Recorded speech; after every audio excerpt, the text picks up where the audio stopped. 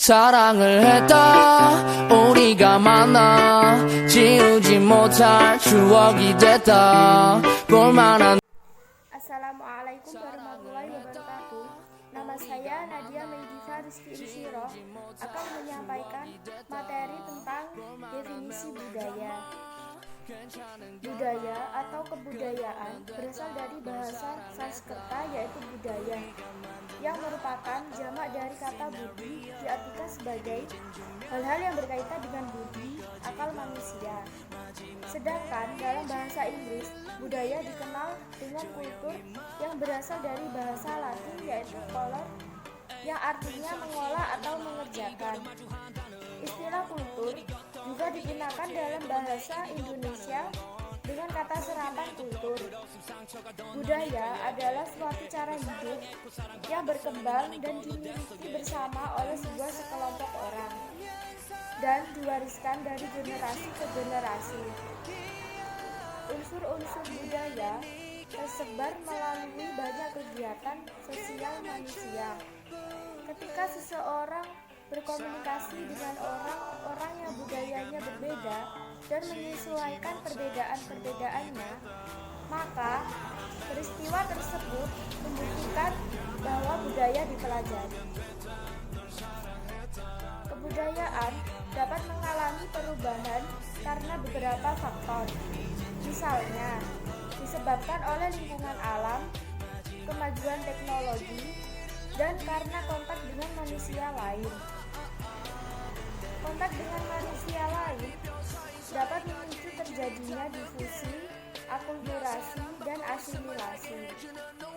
Persebaran budaya K-pop melalui media massa dan media online merupakan suatu bentuk difusi budaya Korea. Saya Nina Safinawati akan menjelaskan materi mengenai persebaran budaya Korea Selatan di Indonesia.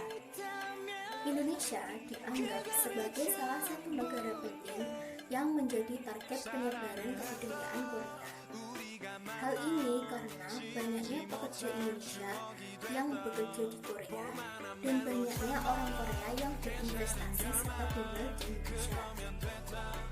Gencarnya persebaran budaya Korea tersebut menumbuhkan kecintaan pada budaya Korea dan diikuti terbentuknya akulturasi budaya Korea di Indonesia.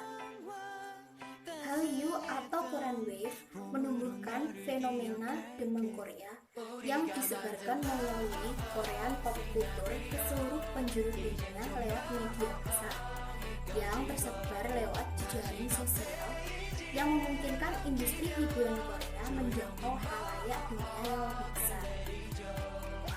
Gelombang Korea ini telah menjadi fenomena global yang berpengaruh sejak awal abad ke-21.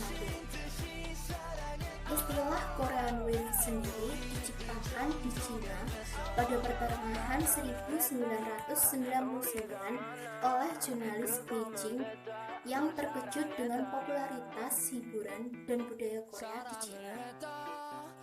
Hal ini dijadikan cara untuk memperkenalkan negara Korea Selatan.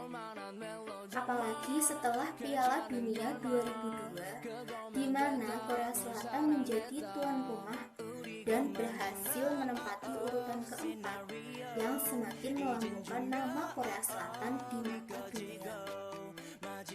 Beberapa waktu menjelang, selama maupun sesudah Piala Dunia diselenggarakan di Korea Selatan, beberapa stasiun TV swasta Indonesia gencar bahkan bersaing menayangkan drama atau film Korea Selatan.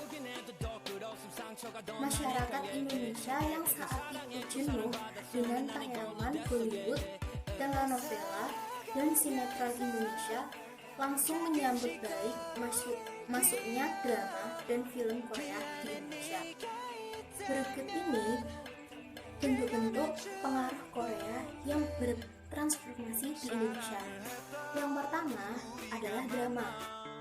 Keberhasilan drama Korea yang menarik hati penonton Indonesia terbukti dengan tingginya minat penonton terhadap drama Korea yang pertama kali tayang, yaitu Endless Love.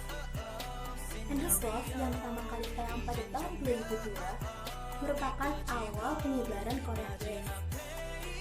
Adegan di dalam drama yang dibalik kisah romantis banyak menarik hati penonton.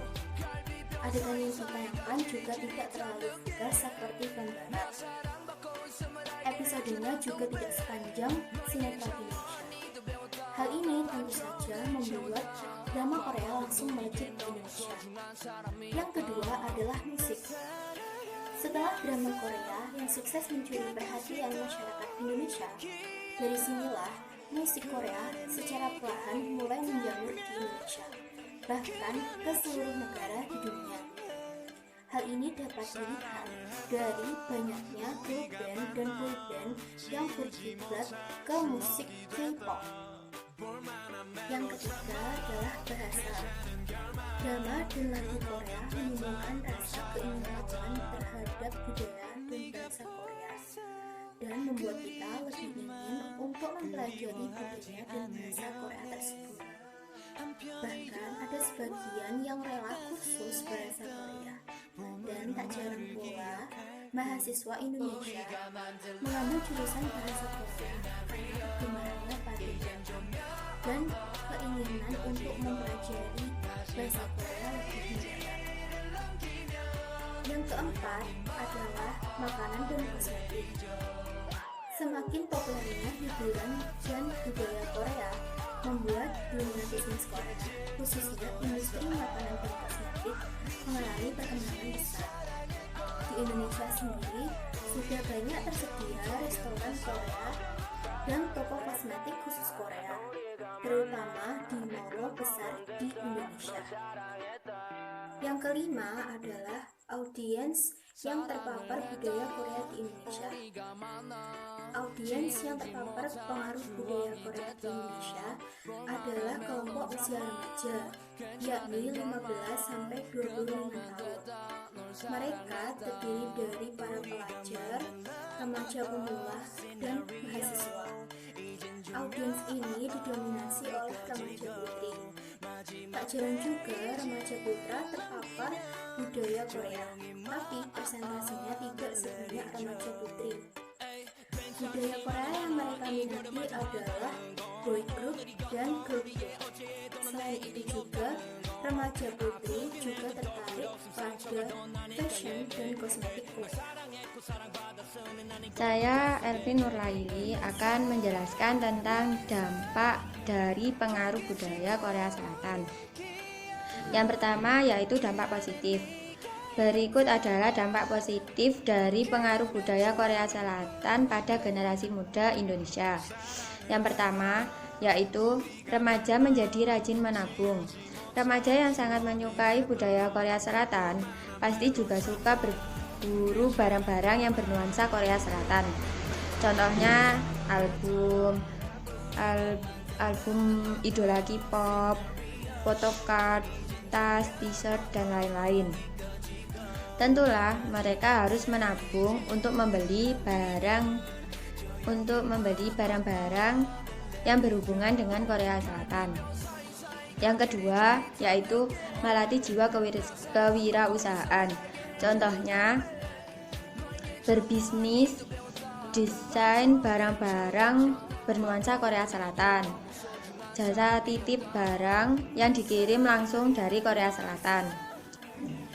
Yang ketiga yaitu memudahkan dalam belajar bahasa Inggris. Yang keempat menambah teman. Yang kelima menambah pengalaman. Yang keenam mengurangi rasa tidak percaya diri. Sedangkan untuk dampak negatifnya adalah yang pertama menimbulkan perilaku hidup boros, seperti mereka mengeluarkan banyak uang hanya untuk sekedar membeli album, menonton konser, dan pergi ke Korea hanya untuk berburu barang-barang asli Korea.